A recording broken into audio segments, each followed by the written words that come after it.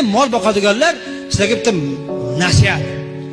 Molni hech qachon birovga bermang.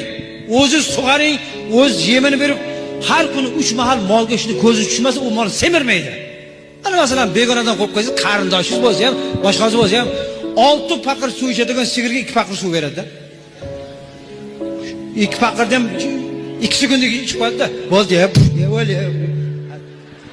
Ya ko'p ish bording, senga men 8 paqir suvni qayda olaman, o'zi ezilib yotibman. Mana qolganini sen ichib qo'y. 3 marta suvdan qolsa ichini urib, obda urib ketadi. Yeminiki endi bilasizlar, yo yegizada ya, uyga ketadi, tamom. Shuning uchun o'zingiz yem berib, o'zingiz qarasangiz, u haqiqiy mol bo'ladi. Obuna va izoh qoldirib, yuksalishimizga hissa qo'shing. Bir sohada siz bittasiz. Sizga teng keladigani yo'q. Ilmda, hunarda, muomalada, axloqda. Siz shunday bir axloqingiz go'zal bo'lsinki, sizning yoningizga keladigan bitta odam bo'lmasin, bitta bo'ling. Xonangizda shunaqa bo'lingki, sizga biror yetishni orzu ham qilmasin, yetolmaymiz unga siz. Tog' bo'ling. Alloh taolo tog'ni yaxshi ko'radi deganda, shuni peshqadam bo'ling. Eng ilg'or odam bo'ling, eng zo'r odam bo'ling.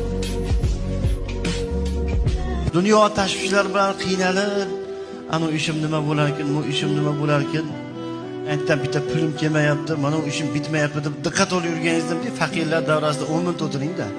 Haligilarni gaplashgan gapini ko'rib, haligilarni o'zini holatiga shukr qilayotgani, u sizdan sizdagi bor narsani 10 dan 1 unda yo'q.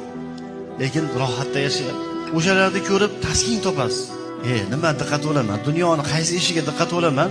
Mana shu faqirlar ham hech nimasi yo'q bo'lsa ham, menda-ku 2 ta mashina, buni bitta velosipedi bor. Shu ham baxtli yashayapti, maza qilib hayotda shu ham rohat bilan yashayapti. Nima diqqat olaman deb taskin